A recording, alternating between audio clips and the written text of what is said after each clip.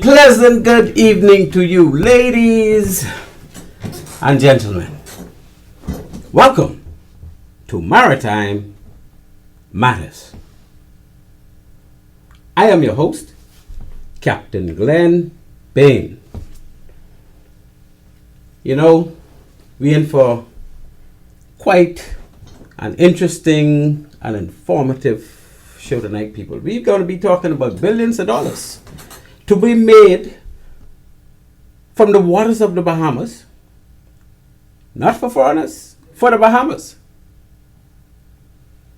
Additionally, we're going to be talking about what's making the big headlines today. That submersible Titan vessel that caused the lives of 5 people after going down in the ocean over and over again. So our hot topics would be the Bahamas in multi-billion-dollar blue carbon credit boost. And it reads, the Bahamas recently received a huge multi-billion-dollar boost to efforts to monetize its blue economy assets after a study pegged the environmental value of its seagrass at greater than 15 times the country's COVID-era GDP. Or that's the pre-COVID era. In other words, before COVID came around, whatever we were making, and I think we were making a couple $1 billion well, they say now that the country could make 15 times that amount. How? By utilizing our, what we call it, that we want the sovereign fund to take up. I can word this right now. Well, anyway, it's our seagrass, all the mushrooms in the west of Andros, the north of Grand Bahama. You know, we got the Little Bahama Bank, we got the Great Bahama Bank, and we got Crooked Island, and we got seagrass all over the Bahamas. As a matter of fact, we gotta wonder if we got so much seagrass to be making billions of dollars every year. Is this for real? I am sorry, but I must bring the message to you that this is for real, dear listener. Recent research led by the University of Michigan found that the Bahamas has over 60% of the Caribbean seagrass. So they look at the whole Caribbean. The Caribbean got more seagrass than any place else in the world. We got like over 50% of the world seagrass. And the Bahamas, out of that, has over 60% just for us. The study provides that the total ecosystem services, that's with the seagrass, the salt marshes, and the mangroves, is worth $156 billion per year. Billion with a B. We ain't talking about 156 million, we say billion. And out of that 156 billion, 54 billion of this value derive from the ability to attract and store carbon from the Earth's atmosphere. So we got the seagrass and them just take in carbon dioxide and breathe out oxygen. But they do it more than 15 times more than the regular tree. So when you got trees in the sea, they clean the air far better than the trees on land. And that's why, you know, they say seafarers, when you go to sea and stuff, because you're in that environment where there's plenty of oxygen, fresh air, you usually would live a little longer than if you on land where you got less oxygen and plenty carbon dioxide, eh? So what is being said by the study from the University of Michigan is that we are set to make over $150 billion in revenue every year based on our seagrass being used to absorb the carbon that is emitted I think that's the right word. You know, I ain't too good in English. But I think it's emitted by industry. Industry like power plants. Well, of course, you know, our BPL has a lot of big turbines going out there that converts using gas and oil and what they call the old gas oil, like bunker C or whatever we call that, even diesel, even gas, whatever they use to make energy for us to have electricity. When they combust that, because it's all one big combustion going on, so that you could turn those turbines to make the electricity. And the exhaust from that is carbon dioxide, because they need oxygen to burn it. Because to make the fire in the combustion chamber, you use oxygen, air, which is the oxygen, a little fuel, and what else? There's 3 things. Heat, a little bit of heat, and then you got the combustion. You got the big fire going on, and the turning and all that. So the world, over the past couple of decades, it has been realized now that the carbon dioxide emanated by all of these power plants, all these ships with engines in them, all these cars. Cars provide some 28 to 30% of carbon in the air. So we could deal with cars too, right? But we can start with ships. And in that way, the ships being required by 2050 to have what they call zero balance of carbon and all the rest of that. And we get into those details. They are required by 2050, and they need to start like this year to not be producing carbon that going into the environment. And we could talk about how they could do that, right? And we could talk about how the Bahamas stand to gain. I already told you, in our seagrass, salt marshes, and mangroves, we are poised to be the world leaders. We got more of that than any other country in the world, no matter how big they are. We're going to be the world leaders. This thing more expensive than oil, eh? We're going to make more money from these carbon credits than those countries made of oil back in the day and still making off oil. Just by being in this region where we are with all these good banks, with all these natural absorbing entities like the seagrass and the marshes and the mangroves, just by being the way we are, we set to gain billions of dollars every year. What are we going to do with that money? We heard my good friend Mr. Lincoln Bain correctly state that our sovereign wealth fund have a lot of money to gain. We got a lot of money coming our way. Now, what the government going to do with that money, or how the law going to provide that money is disseminated, whether that stays in the fund and used for various things, whether the citizen will get some of that money. See, we all got to get together and make that decision, right? If we don't like the decision the government making for us. So I think Brother Bain is on to something. And not that what he's on to is going to stop us from making those credits, getting those billions of dollars in revenue, right? But he is saying that we have billions of dollars. This country has billions of dollars to get in revenue. So, we got to support that. We can't see it no other way, because the reality is that, yes, over the next, I'll say even 5 years, we'll see the changes in this country. We're going to have enough money to pay off how much we got in debt. Is it about 13 or 14 billion right now? Pay that off in the first year. And then we got money coming pile up like dirt after that. So we're going to go deep into how we could deal with these carbon credit, getting our money that we deserve so well. And the World Bank given an opportunity to use shipping carbon levy for maximum impact.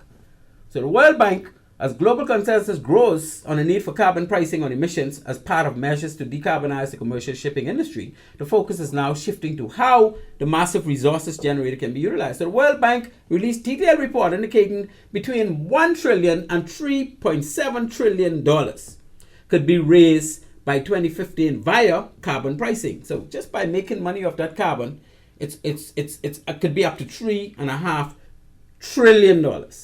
Bahamas got a lot to gain out of that because we got more of that stuff than any other country. This converts to an annual amount of revenues between 41 billion and 105 billion annually. This is just from shipping now. Okay? Shipping must move to zero carbon fuels by 2050. What does zero carbon fuels means? Any carbon they emit that's emanated from the ship gotta be paid into a reserve that collects that carbon and either stores it or converts it to oxygen. And again, we all set up for that. So, what the World Bank is saying is that we got to decarbonize shipping. And the Bahamas stand to gain billions in revenue based on natural resources. That's the word I was looking for. We got plenty of natural resources.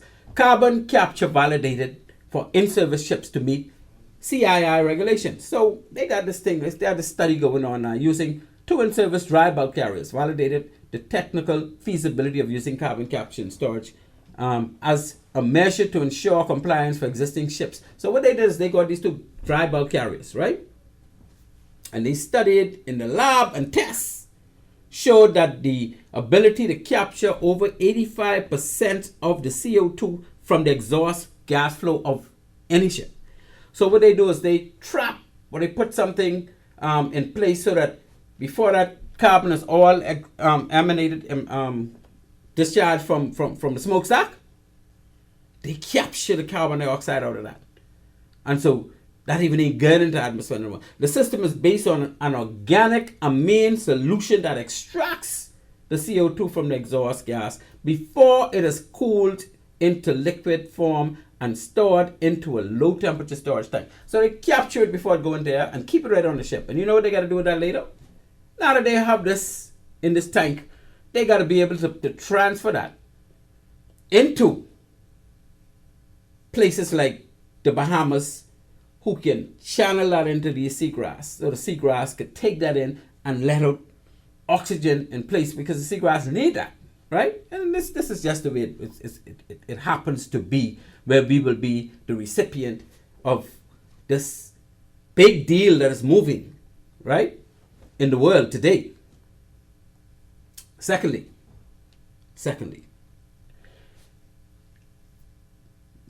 first of all, we got something saying the European Union criticizes the IMO. They're saying emissions are moving in the wrong direction. In other words, what happened was the European Union, ahead of the upcoming IMO MEPC meeting. What is MEPC? That's the Maritime Environmental Protection Committee. They're dealing with the protection of the environment from ships. They don't want ships messing up the environment. So this emission of carbon dioxide is a big deal now. So they have a meeting, and the UN, United Nations Climate Action Summit, is stepping up its calls to accelerate decarbonization of the global shipping industry, saying the industry must reach net zero by 2050. So before, they were proposing for the industry to be 50% reduction of the carbon emitted in the environment worldwide. Now they're saying we want to be net zero by 2050. In other words, how much ever carbon you put out there, you have to have a certificate saying that amount of carbon was taken from you and, actually stored or utilized by the seagrass and whatnot. So again, boy, look here, the Bahamas looking so good in this. I don't know. This is the time to be alive in the Bahamas, eh? Now we move to our next topic, and we ain't finished with this with that seagrass operation and the Bahamas getting all that money yet. But we're gonna move on next to dealing with this big hot topic in the news, the Titan. which is a submersible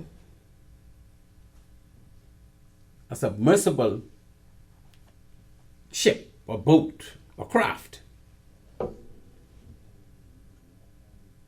I had a meeting last night, actually.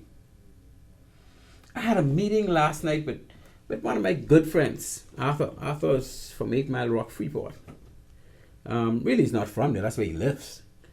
Arthur is really from Eleuthera. He told me that he's from not Point, but next to Savannah Sound.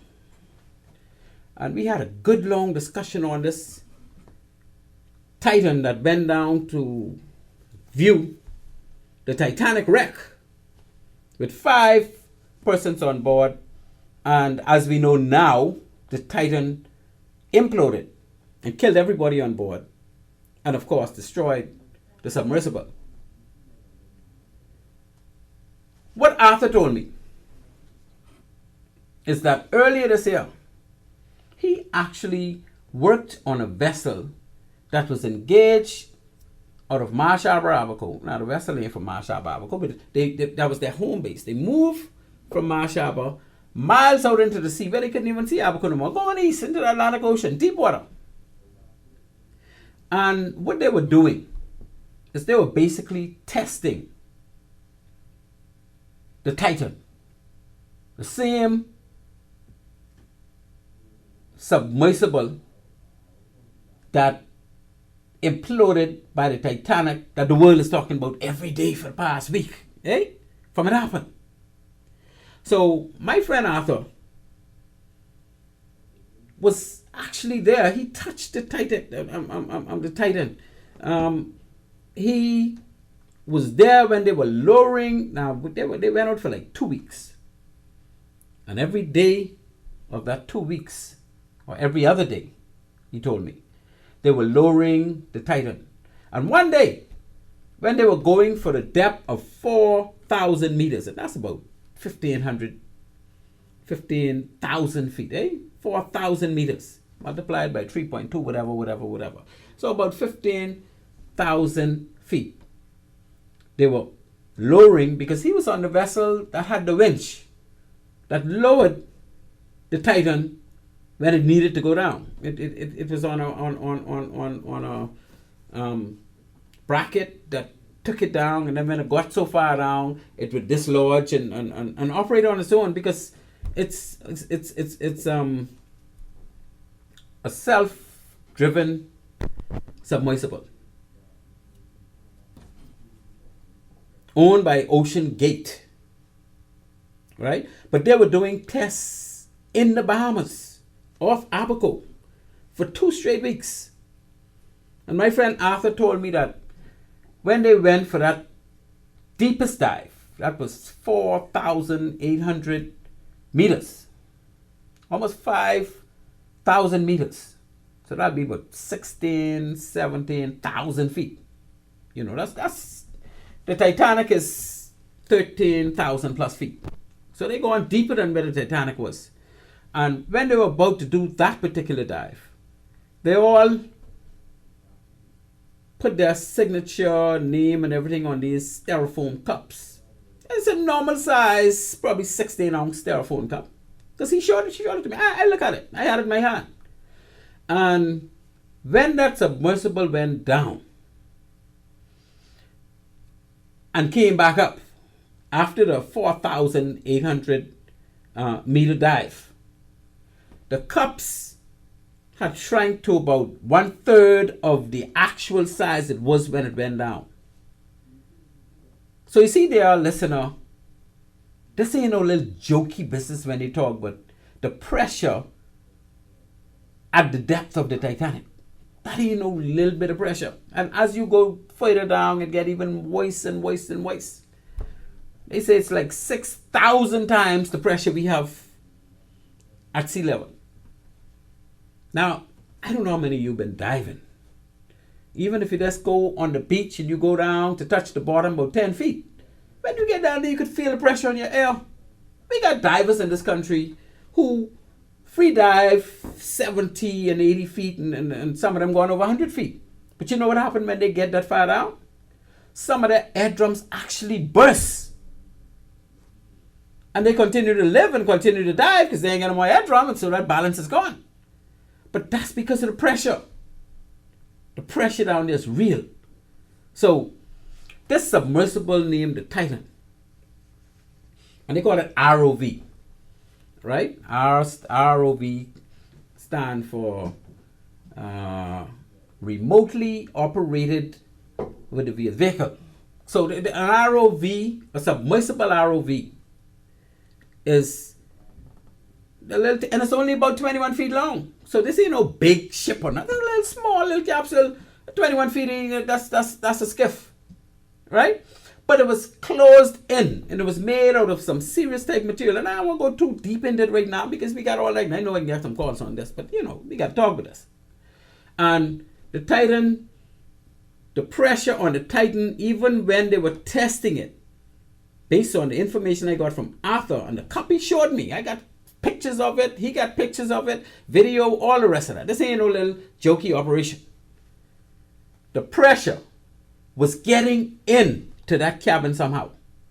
Because if pressure wasn't getting in there, that cup wouldn't shrink. Now, it could be pressure to sink it. It could be dehydration that caused it to shrink. Whatever it is, it took something out of it so that it shrink in size.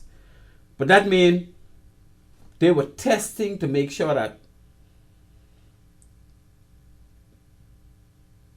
the capsule itself wasn't being penetrated. So what they had to do when they came up, they had to send it back ashore and tighten up some more stuff and fix up some more stuff and do whatever to make sure that at the end of the day, when those people go down in that submersible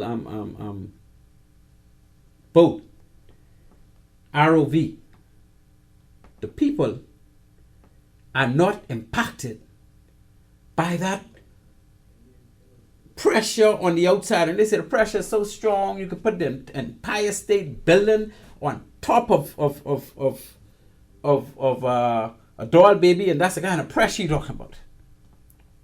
It's just always there once it's that deep, and it's always trying to penetrate and get inside that capsule.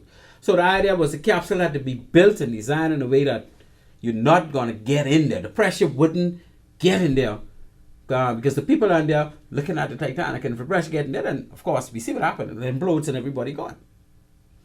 Anyway, I got to thank Arthur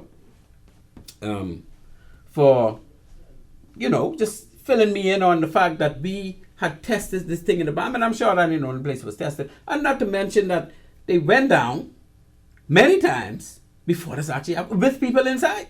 This ain't like this the first time they tried and got imploded. No. There are many people who gone down in that already and came back up with no problem. But what is being considered here is the fact that every time they go down, you get some tension on it, you get some torque on it, you get some the pressure keep trying to get it, and eventually the pressure is going to cause it to give in, right? And maybe that was the time when obviously that was the time when it gave in. So Canada also launched an investigation into the loss of the submersible Titanic at the Titanic site.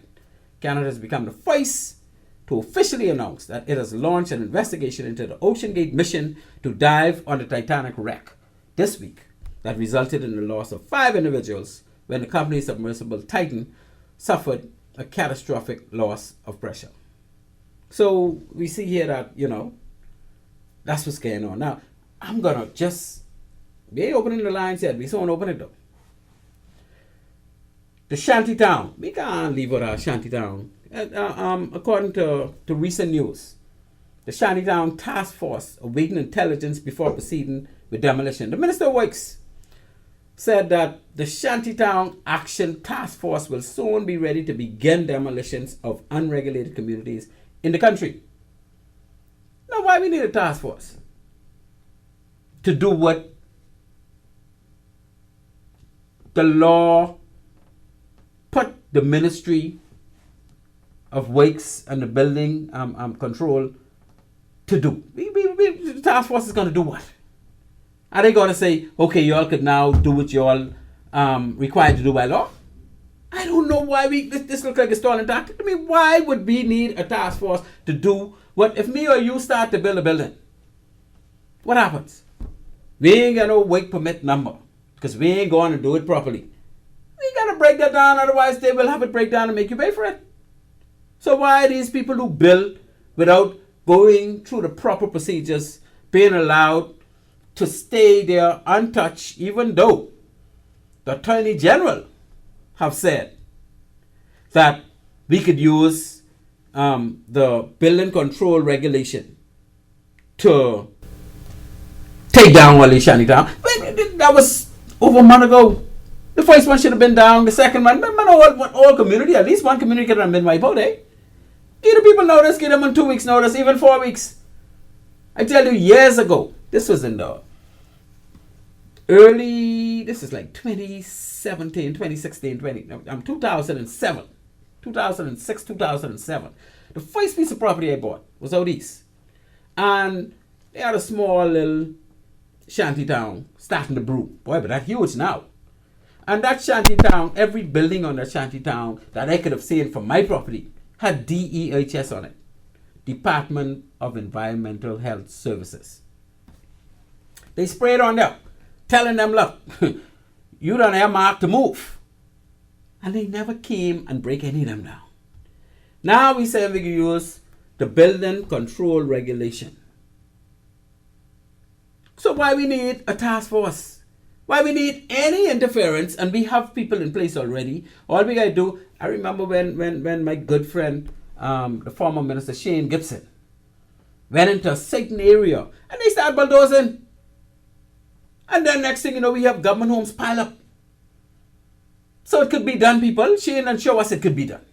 Right? Why we need to hesitate now? And we already been through the courts and the AG already considered and decided, look, we could break them down now based on this regulation. We don't need nobody to tell us what we know we could do. So I plead with you, Mr. Minister of Works and the Building Control Unit. And I got plenty of friends in that Building Control Unit, so they know and I know we need to start breaking down, eh? Let's get it on, man. Let's get it on. Let's get this thing going. So we got, anyway, we'll talk about what the former president of the US, President Barack Obama, what he had to say about this capsule, this submersible craft getting all this attention. And we had a migrant boat a week before that with over 650 people died, including over 100 children. And that did not really make no international news.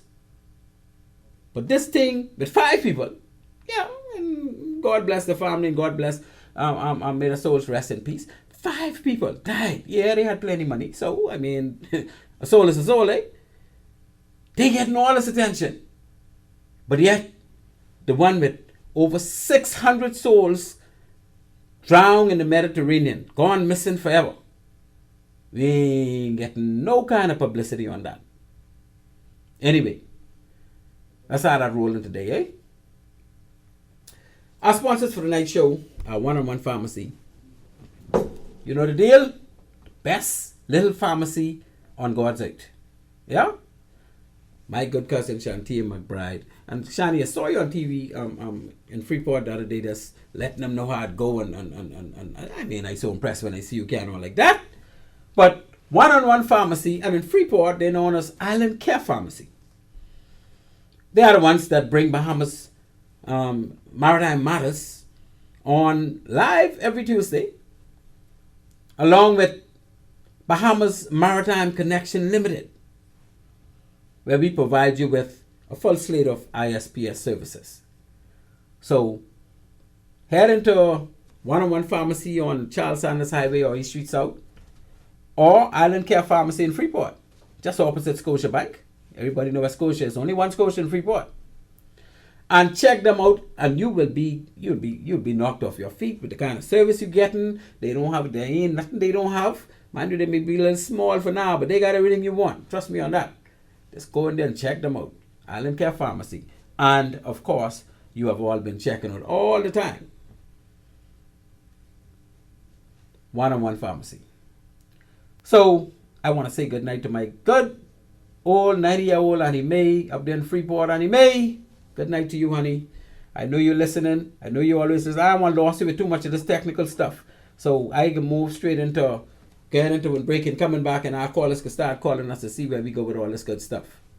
To the listening audience out there, I am accompanied tonight by one of the greatest producers around our town. With me tonight in the studio, the insatiable, the man of the hour, and the man with all the power. He is fully able, quite capable. I bring to you all the way from the great city of Nassau, the one and only Mr. Craig Gibson. Yes, and he salutes the crowd. Ladies and gentlemen, we go on military again. We Defense Force going away from us in May, but guess what? We still getting our military up in here. You're listening to Maritime Matters, people. On this show, we talk maritime.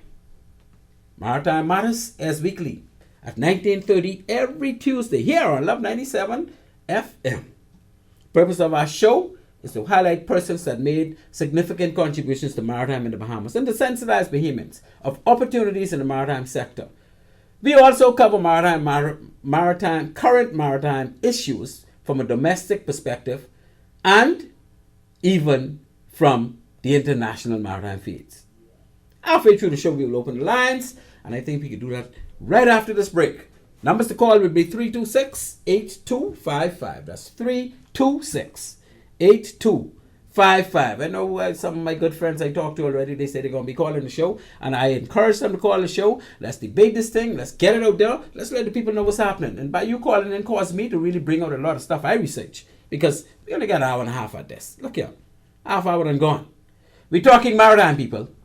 You are listening to Maritime Matters. At this point, we move to our first break. When we return, we will dig deep into our domestic matters in maritime. So please, stay tuned. At Bahamas Maritime Connection Limited, we offer first-class maritime security services throughout the Bahamas and the wider Caribbean. As experts in maritime security, we specialize in production of ISPS assessments and plans, verification audits, certified familiarization training, and port security consultancy, just to name a few.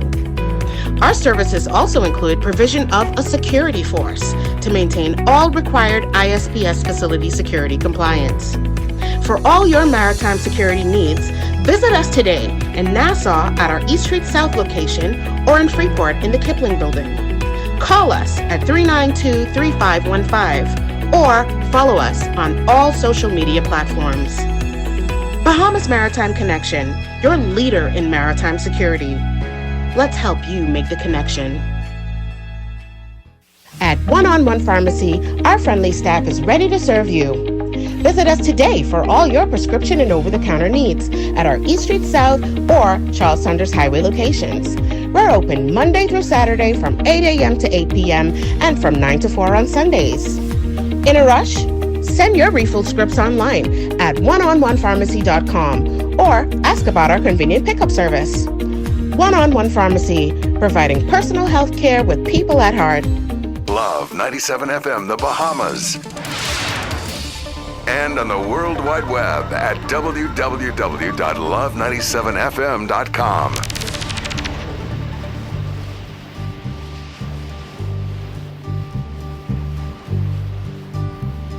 Sitting in the morning sun, I'll be sitting when the evening comes, watching the ships roll in, then I'll watch them roll away again. Yeah, I'm sitting on the dock of the bay, watching the tide roll away.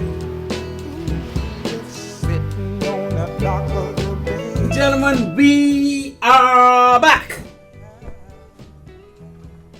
I re-welcome you to Maritime Matters.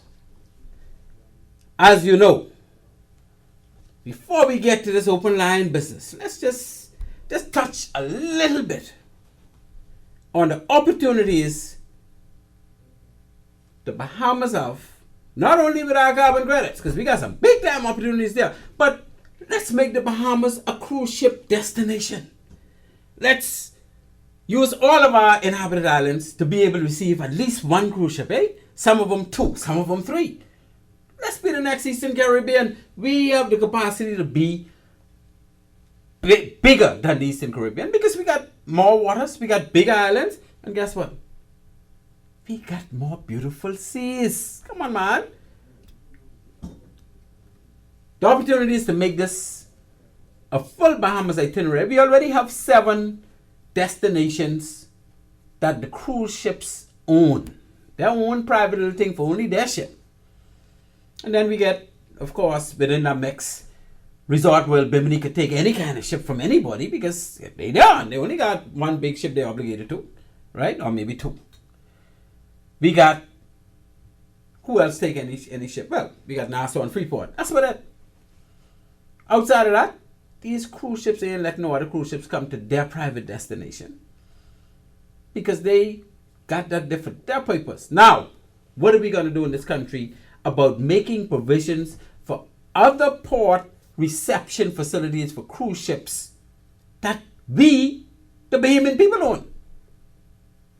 We always talk about Morgan's Bluff because that's the low-hanging fruit, eh? That's the lowest hanging fruit that already have everything in place except you got to do some dredging. Yeah, and my good friend Arthur remind me, but boy, that area be rough sometimes. You know, that's the tip of the tongue of the ocean, and the water's coming in direct from the Atlantic Ocean between Eleuthera and Abaco. When it coming strong, that could be mashing up bogs. But yeah, we know. But guess what? The Eastern Caribbean receiving the same thing.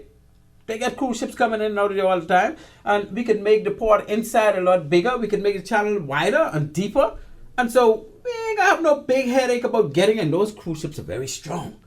These brothers got 4 thrusters in the bow. And as the ports understand, ain't nothing more maneuverable than them. Ain't no cargo ship in the world could do what these cruise ships could do as far as maneuvering. They're stronger than any tugboat could be pulling them sideways. Eh? So we ain't worried about that. Morgan's Bluff, here we come. Come on, Mr. Government. You got to lead this way. You appoint task force to deal with shanty towns? I don't think you need that. What you need that task force for is to establish when we go develop these ports in our family islands. They're the kind of things we need task force for, eh? Let's start with Morgan's Bluff. Betsy Bay Mayagüana. Ripe and ready. Let's put a little jetty out there somewhere. There you ain't got to go inside land, you know. Because that's the western side of Mayagüana, and that's the calmer side of Mayagüana. So we won't put one at Betsy Bay, and then if you want to put one at Abrams Bay and all that, I ain't getting in that, because I down with how much ever you want to put, right? Devil's Point, Cat Island. Ripe again, southwestern point. That's a calm area. That's ocean touching the land. This is an easy fix. Let's get it on, Mr. Government. Let's do this. Acklands, Selena Point. Way down to the bottom there. Ocean touching all over the place. Let's put a little jetty, a little dock out there that can hold any size cruise ship because all we're doing is carrying it out into the ocean. We ain't need to do much dredging. That's deep water on the ocean side. So, Acklands will be straight. Crooked Island. Look at Landrail Point. That's where we just got a defense force boat. Minimum drilling, or you could carry the dock out far enough so you ain't get dredged at all. But you put a dock, then you could hold up to 2 cruise ships every day. We don't need to go beyond the Bahamas for some of these cruises to be, and plus they waste all our fuel trying to go to the Eastern Caribbean. Yeah, you can send some ships there, you know. But you could deal with us too, where you only got to do Bahamian Islands. And you know what the Bahamian Islands? They ain't got no crime. They ain't got no bunch of harassment. They got better beaches than Nassau. They got all kind of good fishing. Diving. You name it. History. You got it all. Come on, man. Let's get on some of these family islands. Machu Town, Inagua. You know, Inagua is the place where all the flamingos, as my friends say, the flamingos, and we even got donkey meat. Come on, man. Let's get up there. Let's get to Abaco. So right off that lighthouse area, all that good ocean, we can put one dock going straight out into the sea where we know cruise ships should be able to come and tie up and have a ball, and they could do all kind of tours, bird watching. You come on, man. Inagua's a natural habitat for this kind of thing. Let's get a dock out there. Ragged Island, we already developed Gunpoint. Let's do some more stuff at Gunpoint. Let's bring cruise ships to Gunpoint, eh? Crossing Rocks, Abaco. Between Crossing Rocks and Sandy Point, we got the Southwestern Point and all that. We could put docks in those areas, bring the road to the, just like how they're doing in Freeport right now with Carnival. They're actually putting a dock where there's no road. But you would always bring road to a dock. Come on, man, we ain't no excuses, Mr. Government. Let's plan this out. Let's get a planning committee, plan this out, and let's move on this. And we have plenty of money with these carbon credits, so we even ain't need to borrow no money for this. But we will have all kind of things going on in our country. Everybody can be blinging, eh? Let's get it on. Drake Salandras, another spot. We could just make what we got there deeper, wider, and so the cruise ship could actually come in. Only need one, because you know what, the South Islanders ain't got much people. We got plenty crabs though. We got plenty crabs. So you come there, we will have you doing crab tours. We'll have teach you how to cook crab and dough. You'll be doing, we got plenty bone fishing and we'll catch some broad shad, barry, you name it. We could fix you up. Once our cruise ship come there, they'll have all kind of things to do in South Islanders. And we'll send some of our people out in Nassau and Freeport back home to South Islanders. So they can need plenty of people on there, eh? Even some Nassauvians we'll send in the mix, because we ain't have enough people on there to deal with these cruise ships when we send them there. Exuma, we got like Roker's Point on the mainland. We got Black Point right there. We got Stanley Key right there. Man, we got the land and sea park. Come on, man. You know what kind of tours could be going on a daily basis from a cruise ship in the land and sea park? That's why the beauty is there. Let's share it with the world. But we got to facilitate these people, folks, eh? Let's facilitate them. Long Island, Clarence Town. Come on, we could make it happen. It ain't as easy. Probably have to do more dredging for Clarence Town. But we could make it, you know, if this country was taken over by the Americans, let's say for some reason we decide we can go with the U.S., like how some of those other countries did, we become Americans. You know how every one of these places will have a dock in no time? Now we gotta stop slunking. Let's stop slunking, Mr. Government. Now, I had to put that out there before we get back to multi-billion-dollar carbon credit boost. Again, the line to call is 325 or 326. See, I know how I forget my 326-8255. That's 326-8255. We can talk about the submersible. We can talk about the carbon credits. We can talk about all kind of things. All y'all gotta do is call and we will just keep rolling with it.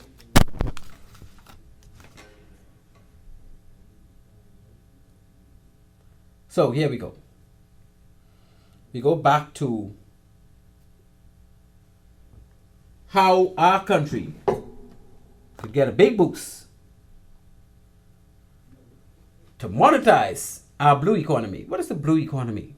The blue economy is basically the economy where we could use our environmental ability that God has given this country to get some money out of the rest of the world, eh?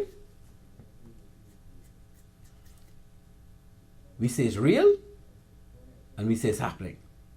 And it ain't going nowhere. So the University of Michigan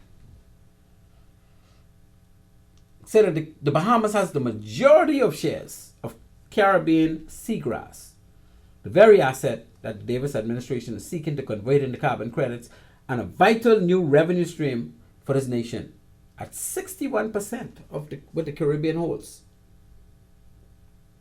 The study, which was published in the Biology Letters Journal, calculated that the Bahamas' seagrass meadows provide total ecosystem services worth $156 billion annually. And out of that, $54 billion derived from ability to attract and store carbon from the Earth's atmosphere, right? And it goes on to talk with my good friend Eric Carey, saying how, he's a former BNT executive director. Eric is my good boy. And he's in line with what's going on here. Eric is saying to us, the government needs to move on this thing because we could monetize this and we could make some big bucks for this country. That's how we rolling with that. So, it look like nobody will have a discussion on that. Let's move on to the next topic, eh? Well, let's talk about the World Bank. The World Bank. The World Bank is where all our countries go when we want to get a loan at a low, interest rate, eh? And it says the shipping industry has largely reached an agreement that implementing a carbon levy or tax at a rate of between $75 and $300 per metric ton of CO2 emissions is a matter of when, not if, while calling for it to be used to fund research and the development of new technologies and fuels for decarbonization. So they want to decarbonize the world. The world has a lot of, okay, we got a line blinking. Let's see how this call is going to go. Good evening, caller. You are on Maritime Matters Live. Thank you so much for calling. Good evening, Mr. Glenn Bean, and this is your friend, Arthur Sands. Hey, Arthur, the General Arthur Sands from Savannah Sound, Ilutra. Yes, sir. Yeah, we had a good time last night, Arthur. Thanks so much for sharing all those details with me. And I'm so happy that you were able to reach us today and call us. And we need the whole Bahamas to know what you guys did, because it's all historical now. You were the ones that actually was involved in some of the testing of the Titan before it made its voyages. I think it made a couple of voyages before it imploded to the site of the Titanic, with people paying some $250,000 a head. Yes, sir. So tell us about your involvement. I think you said you had like 2 weeks involvement with assisting in that ship doing dives. Yeah, we spent 2 weeks out off Maniwaki, in Abaco, and every day the boat was towed out there to the spot that we were in, and they were testing, like different depths and stuff like that until they did the final depth. When they were doing the final depth, we put some cups on board, and man, it was amazing to see how those cups came up. You know what I mean? Especially I got my cup with my name on it from 2018. It wasn't last year. It was from 2018, 5 years ago. Okay, so actually 5 years ago. Right, because they said that I think they started to do the dives from 2021, eh? Yeah, well, they actually did dives before, you know what I mean, their demise and whatnot. Right. And their original thing was to dive the Titanic wreck from 2018 onwards. And I think they did a few dives before. And, you know, when you dive in something like that, at that depth, you know what I mean, seeing what those cups happen to those cups when they come up, you actually have to, like, you need maintenance. You know what I mean? They're like airplanes and stuff like that. So I mean, the height of these planes and these submarines and stuff going on, you need to be officially certified to do things like that, because, you know, your demise will come anytime if you're not certified to do these things. You know, just like driving an automobile on land, you know what I mean? You ain't got no gas, you ain't got no oil, and I mean, what happens to your engine? You know, and certain things have engines and things like that go all over the place. You have to have proper maintenance. If you ain't got proper maintenance, you know what happens, bro. Yeah, but I think the most important part of this Titan capsule, or should we call it submersible? Submersible. Is we have to make sure the pressure cannot get inside of the submersible while people are in it. Well, actually, what I think happens is that they had a mechanism inside to, like, adjust the pressure after doing a dive, like what they did here. You know what I mean? We actually sent it down with a 1,200-pound fishing line. Oh, so you all had a 1,200-pound test fishing line? Yes, sir. That sent it down, and then a wrench that was recording the depth as it go down. But did the fishing line need to be that heavy? Well, that's what we used because it was something that we were testing.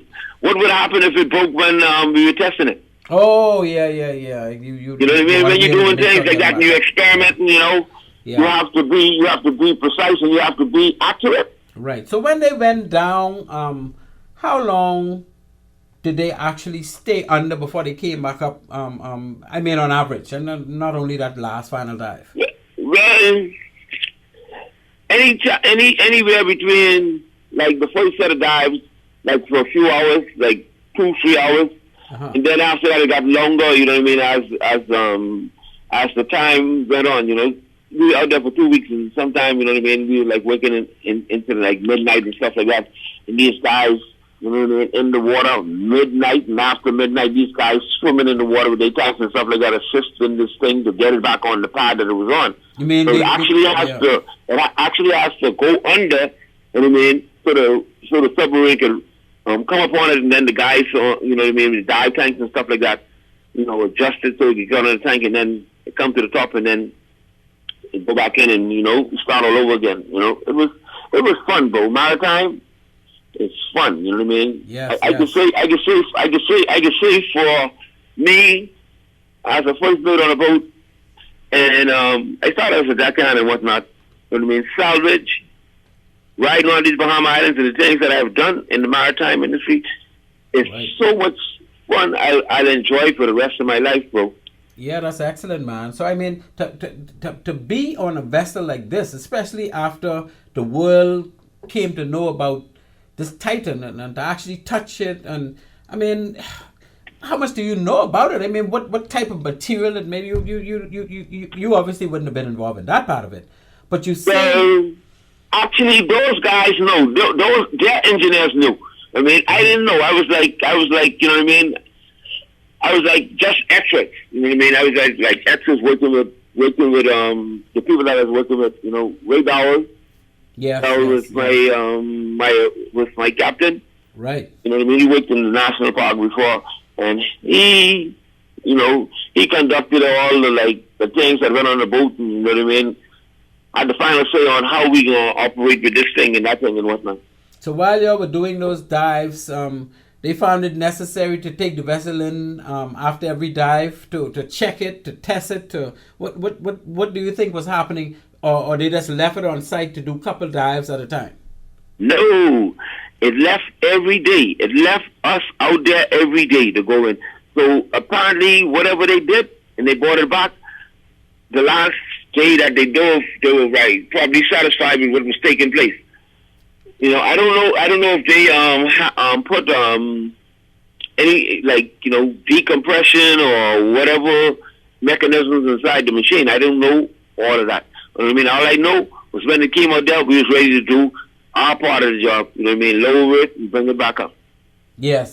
So you was basically on the vessel that had the winch that was actually lowering them down thousands of feet below your vessell. Yes, sir. Below the ocean. Right. Into our deep blue. Into our deep blue, because we all able to see Abaco from the position you was at. No, we didn't see Abaco. We went off Maniwaki, and we can see Maniwaki from where we were. So you all were like 25, 30 miles out. We were a good distance out where we couldn't see. If you can't see the land, that means you at least 30 miles away from land. Yeah. Was the weather really cooperating with you guys? Did it get choppy at any time?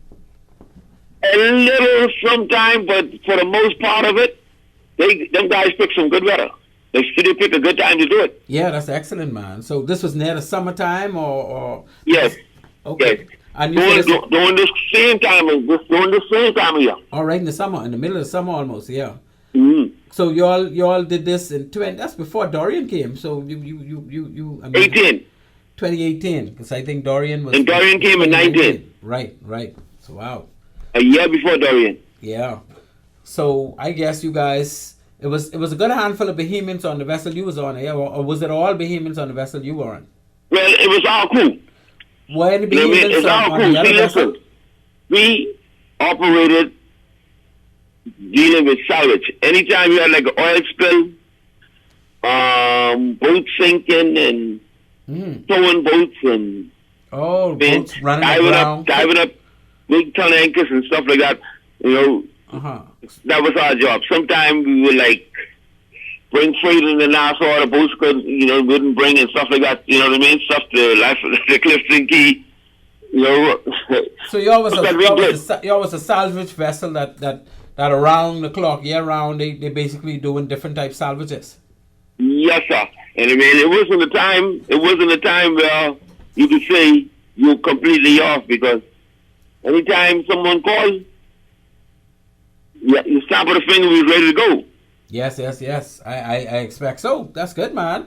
So tell me something about this operation that you guys was dealing with after. The other vessel that would take the Titan into Abaco on a daily basis and bring them back to you all the next day. What kind of size that vessel was? That was like a 35 footer. 35? Oh, it's a small boat. So this was a high speed, but so they used to actually take the Titan on their deck, or how? No, the Titan was sitting on a cradle.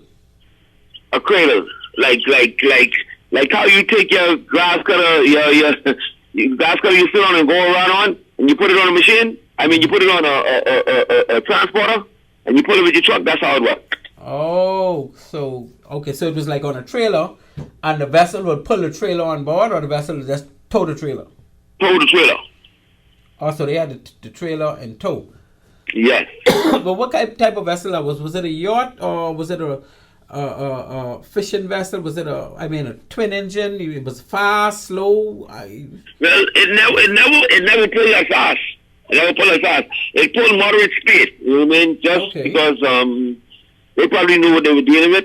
Yeah. And they took care of the business, in a good manner. And they was in no rush anyway, so they didn't have to get in there too quick, because once it'll probably take them about a half hour to an hour to get in, and the same time to get back out. So, because if you actually about 2 hours to get in, because if they're doing 10 knots, that's 20 miles, and you probably was about 20-25 miles out.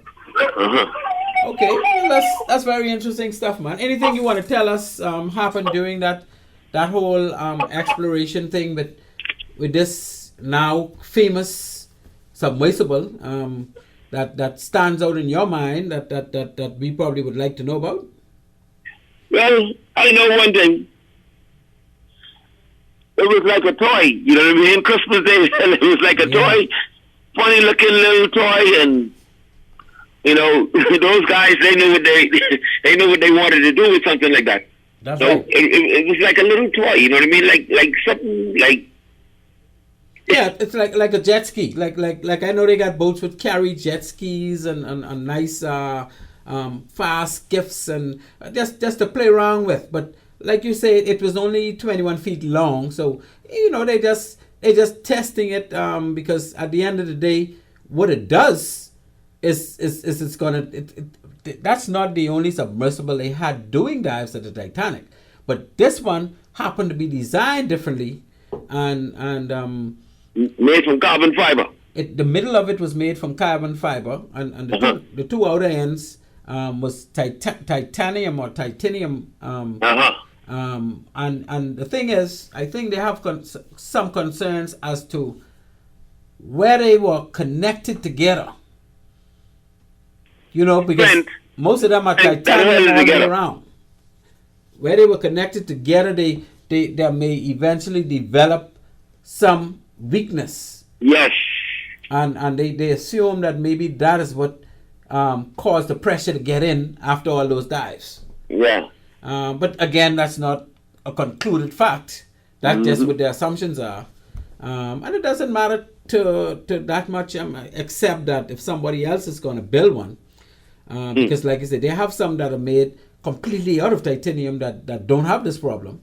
They're not as pretty and they're not as big. And then they of course they have submersibles that were designed for robots to go in. Yes.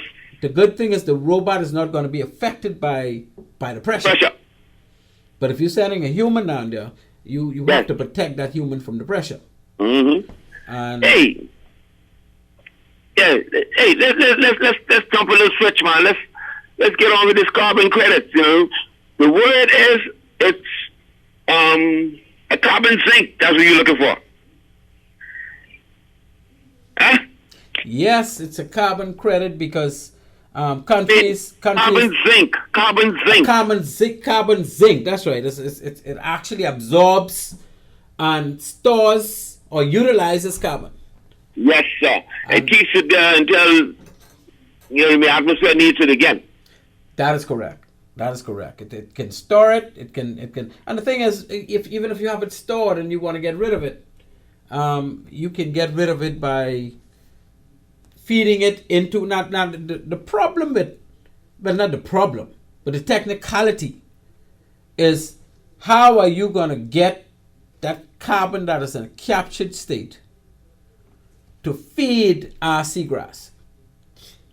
The scientists will have a way to do that. Now, see, that ain't something we need to hit our head about, because part of the revenue is going to be spending money for people to be able to convert and feed, because now you got to remember all of the seagrass and mangroves, they need a lot of carbon to survive.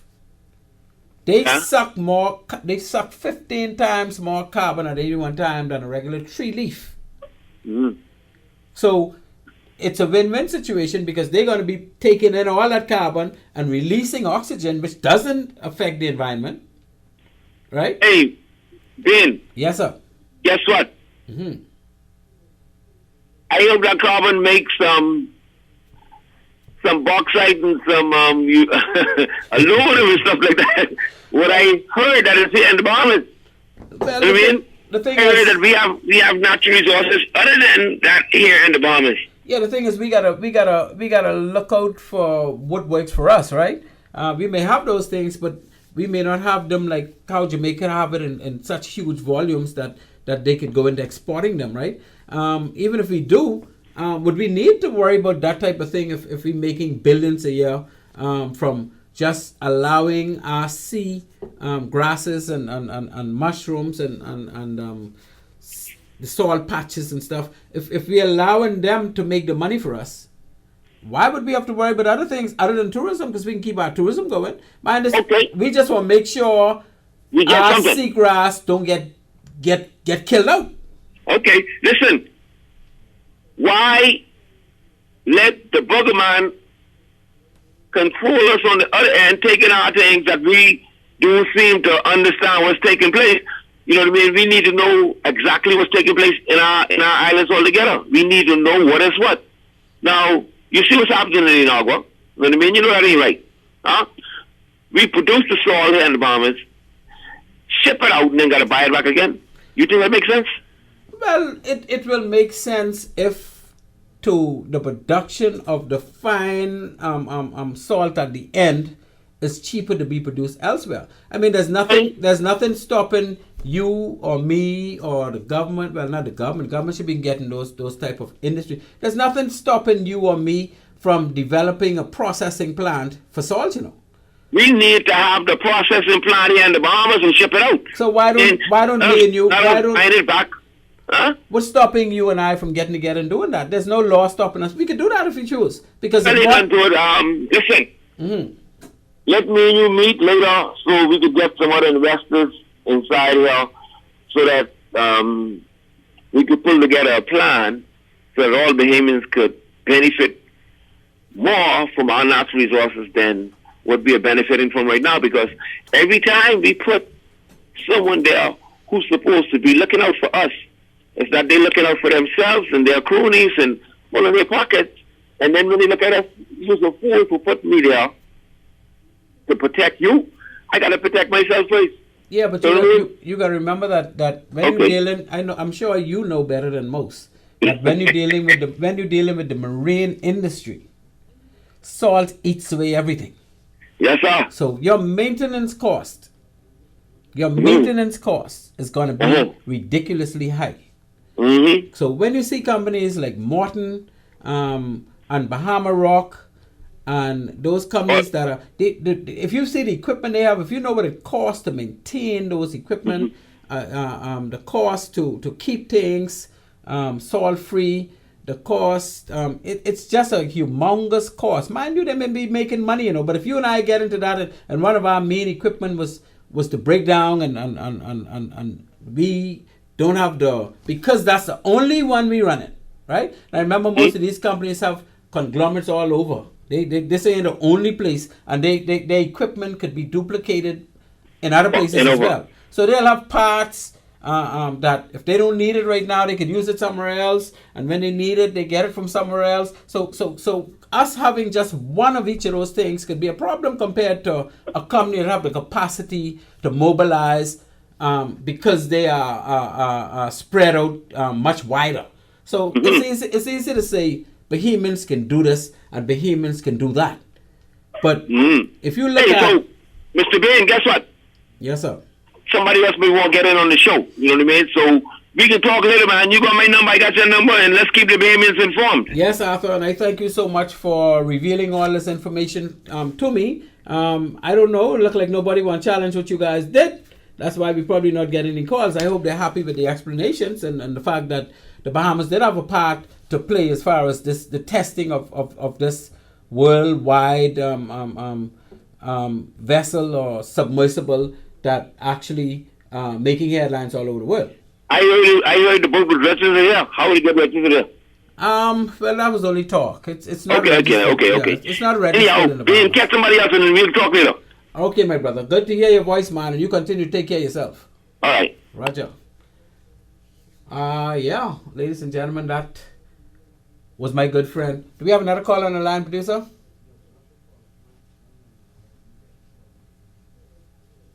I think we have another caller wanting to get in on the show. Okay, they don't want to get in on the show, so we'll press on. I had a very good conversation just now with my good buddy. Line 1. Okay, let's see what line 1 is saying to us, and we're going to get right back. Good evening, line 1. You're on Maritime Matters. Thank you so much for calling. Yes, good evening, Captain Glenn Bain. How are you? I'm in top shape and getting better, my dear. And how are you? Oh, I'm blessed. Thank God to Jesus Christ of Nazareth and the Holy Spirit and everything as well. I have already done my salutations out on the national station earlier today to my mortal boss and the divine. Thank you so much, and it's so good to hear your voice again. You've been getting away from me for a while. What happened? I listened to you when you called me about 2 or 3 weeks ago. However, I only call when I'm instructed by God to speak. I told you this, that God provided this platform. Yes, ma'am. So that solutions can happen. Okay, as Becky Johnson, the original and the solutionized practitioner. And of course, about financial freedom. And it has to involve all of our nation leaders. And also, our white Bahamians, and especially Venerable Brent Theodore Simnett, is being brutally attacked. Okay, because I shared with him that his father, at 4 years old, told me that I was going to be an investigator. Now, I'm not going to go into it details. Those who know his number can call him. Our white Bahamians are not responsible for this. This is why I keep telling them the history of the British monarchy is separate and apart from the colonialistics. The colonialistics are anti-Jesus Christ, okay? And what we are dealing with, this submersible, I have shared with Aish and almost this, who is now, I think, a part of NASA, experiment she's dealing with NASA on the Young People Eye Opening show. That's why I keep going back to the 80s. We have seen the capsule in the front of the commissioner's stairwell in the Bahamas Police Force. And we had anticipated this. This is why I said the biblical resolve. And the submersible is probably a box job of the partnership with the United States of America federal government, because of certain attacks that will be on the United States of America. That was anticipated. That is why I shared that the late President John F. Kennedy and Harold Macmillan, the British Prime Minister, who nobody actually talks about, okay, and also Deacon Baker. Now, I need both of these parties to come together, because it is in the paper that they had partnered with the University of the Bahamas. There must be explanation as to who, what, and why, who gave them permission, and on who collected monies, whatever has happened. And it happened in Abaco. So I have a fair share idea who, because it happened in 2018, Mr. San said just now. Okay, so that was under the Minutes administration.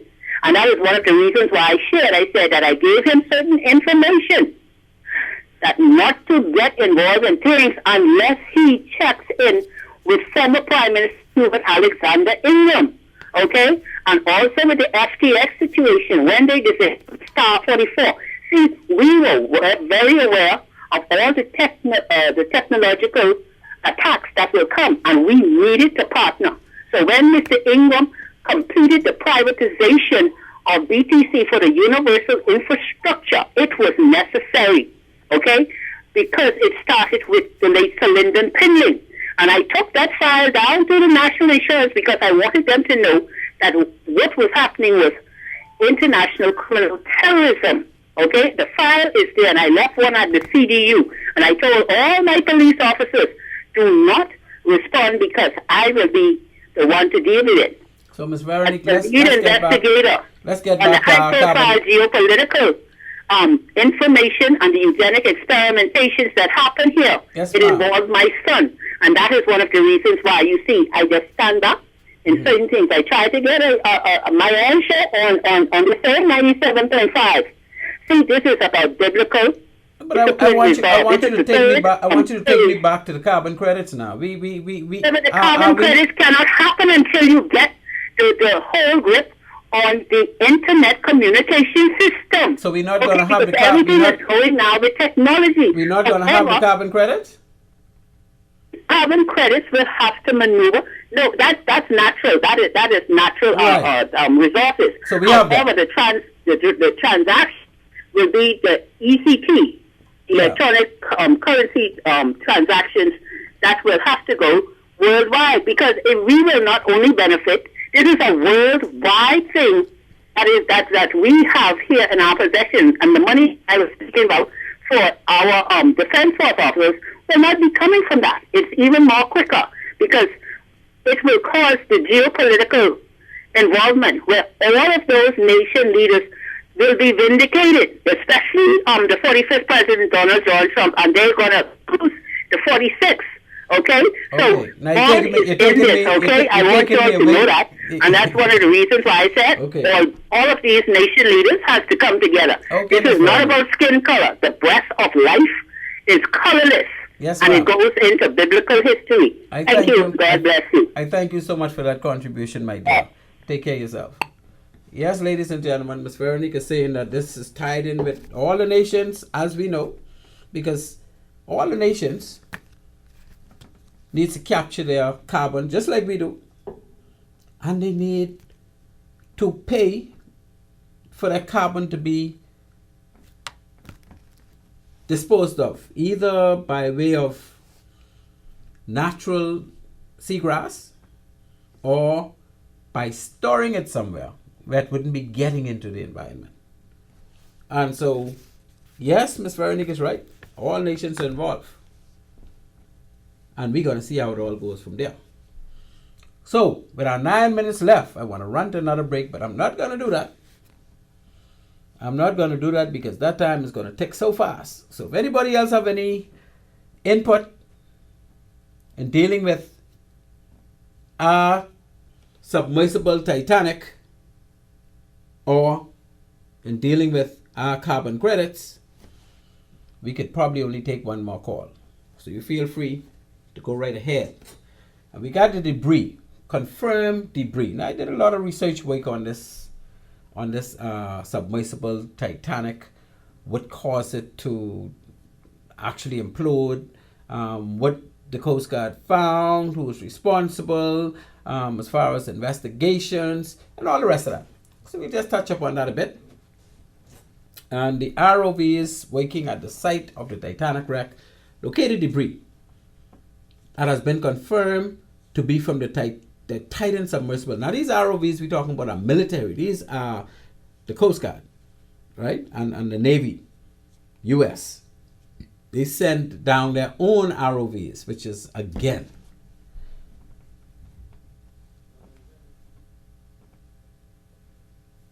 the Coast Guard reported that they have determined that there was a catastrophic failure of the pressure chamber, with the debris being located approximately 16 feet from the bow of the Titanic in an area that was described to be flat bottom and free of debris from the Titanic ship itself. So is that a call, Mr. Producer? Okay, let's run to our call. Caller, welcome to Maritime Matters, and thank you so much for calling. Good evening, Captain Brain. This is Captain Brain. The man with all the answers, boy. So glad you called to rescue me out of this. The interesting topic, Captain Glenn. Tonight, I want to just make two quick observations on both of your points, right? Yes, sir. The first one dealing with the submersible. Yes. I personally believe that, because of exploration, we are where we are today, and it was an unfortunate accident. The guy who actually was making the movie Titanic been down there 33 times while they were surveying the wreckage of the Titanic. So that's just an unfortunate accident. However, I believe that that accident kind of will curtail a lot of future rates in terms of, a lot of people have a lot of money and don't know what to do with it. They get bored and they are looking for that adventure. And so maybe if they stay up on this side of the river, they could put those monies to use for other stuff that's going to benefit humanity instead of just thrill seeking. So that's my first point, right? Yes, sir. Say again? Yeah. Well, if before you move to the next point, we got 5 minutes left. But let me just jot in here to say that, as you know, when they started that venture, it was being said by the U.S. and Canada that, look, you want to carry people down in this submersible. You need to get it registered. It need to be type approved. It need to be all the rest of that good stuff. And so the owner decided. He said, "Well, look, we need to go through all that. This is my private to do, right?" And so he was able to get away from all of those regulations being applied as far as the strength of every item used to keep that capsule from the pressure actually getting to it eventually. Probably after every dive, they would have been required to do a structural test to see that the strength is still up to standard before it goes down with passengers again and all of that. I don't know, but it just.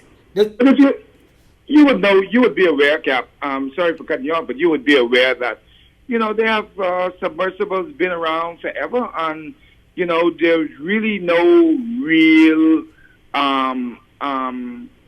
standard to which they ought to comply with, and everything to do with these submersibles, and if you would also be aware that from time to you've seen them over the years, the research vessels, and they've been doing this forever, and there's no real. This probably will spawn the whole.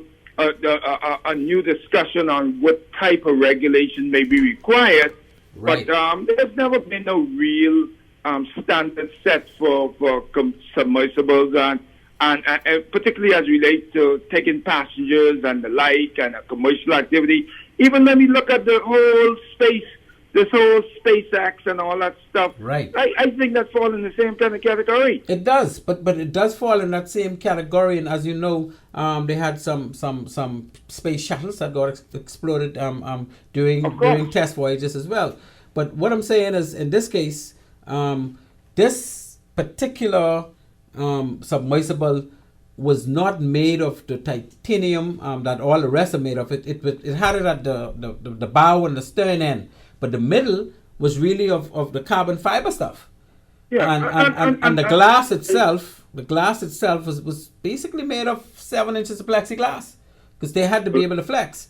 And what based on my information that when I was doing my research, what happened was, this was the first one that was made out of different material, and try and mesh them material together to withstand and sustain the ability to keep that pressure outside of the capsule was the big challenge. And that's why a lot of people were saying that they don't think it could work. But, you know, like I said, I preloaded with the fact that, you know, this is all about technological advances and whatnot. They are evidently, particularly in light of the fact that the owner of the vessel went down with this vessel. He had to be pretty confident that, well, look here, this thing is safe enough for me to go in, right? But not only that, he made remind me about when trips. the Wright brothers were inventing the whole flying machine, the kind of things they had to go through. And yes, there's going to be setbacks, and hope, and this is going to improve the next generation of submersibles that will invariably come along, and absolutely. It will.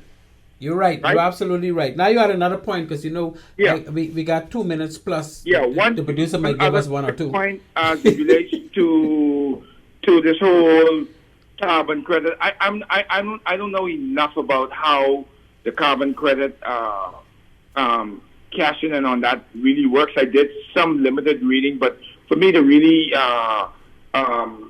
contribute intelligently about it, I need to do a little bit more reading. But I think we, as a country, it's high time that we really tap into the natural resources that we have in the Bahamas and make a giant step forward in planning. We have an issue with planning. We plan each cycle for this country is only built on 5 years. We need. When I went, I was in China, and they plan 50-year cycles at a time for their country, right? And things like wind energy. I was in a town in Sweden many years ago when I was doing my math, when I was in school, and they had a town that was much bigger than the whole of New Providence, right? And this town was supplied with electricity with 2 wind power generators, right? 2. And I inquired at that time, and each wind power generator would have cost like $2 million a piece, $2 million or whatever the case may be. But I think because of the amount of wind and sun and whatnot, we need to start planning and start moving in the direction. We need to have a plan that doesn't change every 5 years, and we got to get serious about it, right? If you look at the price of electricity today, the average Bahamian cannot survive, because the fossil fuels and the costs associated therewith is constantly increasing, and there's no vision, in my opinion, on behalf of the planners of this country to address this issue. Everything just happened upon us. And so that's my point. And my point is, I send a charge to all those who are Bahamians, who have a contribution to make. Let's see how we can make this thing come to fruition. We got wind, we got sea, we got sunshine. Hey, we know islands in the Exumas that's completely run off of renewable energy, whether it's solar, whether it's wind, whatever, a combination thereof. But we need to get our act together. We are lagging behind, and we are joking when it comes to forward thinking and planning. Well, that's my contribution. Very good, Raby. Thank you so much for that contribution. I'll respond to you after you hang up. What I want to say about that, you are absolutely right. I mean, we've been behind the 8 ball, but anytime it comes to planning, anytime it comes to the continuity of government. One government come and put it aside, but the other government was trying to get it, and they got to wait till they get back to pick it up off the table again and make it happen. And we lose a lot of investment, a lot of time, because we have no national plan in moving forward for the country. But I can tell you that the revenue that we are posed to gain from this carbon credit, those other things you mentioned, as far as natural resources, we don't need to pay no attention to them, because if we could get billions a year in revenue, right? Billions as in over 100 billion in revenue, but that ain't profits, that's revenue. Let's say 20% of that is revenue. So 20% of that would be some, $20 plus billion, $25 billion a year. I mean, we just need to now focus on what we could do with that money, how we could build this country. And I think that if we get in $25 billion a year, after the first year, we debt free. And after the second year, we got billions of dollars that we can utilize to build ports, to fix our roads, to improve our electricity.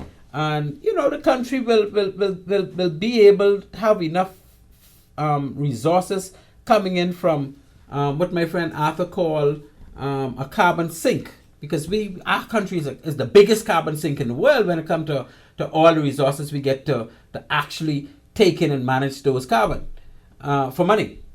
So we'll have money piled up like that to take care of generations to come. And we could set up our country like a first world country. Well, of course, our government needs to have a different attitude. We need to put enough pressure on them so that we're not going to be wasteful. But we just have to manage since it's coming to us. I mean, we didn't have to go out there and look for this. This is like the cruise ships bringing tourists now. Except this thing is more valuable than oil. And it's from our natural resources. So there's no reason why moving forward, this country should have any more hardship. This country should have any more potholes in the road. And all the rest of that. We should have the best of everything. And that's what I think we need to focus on in moving forward, no matter which administration is government. And like you say, yes, sir, we need to plan. You don't just do this thing. You plan this thing, especially if you got this kind of credits coming in and resources to deal with. So, ladies and gentlemen, with that, we're going to close our show. We're flat out of time. I thank my producer, Mr. Craig Gibson, for giving me another 2 minutes. And Annie Mae, I say good night to you again.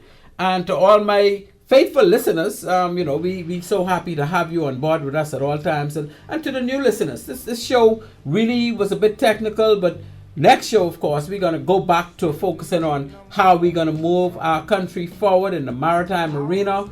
And with that, I'd like to say, take care. Good night to everybody. Maritime Matters. Out.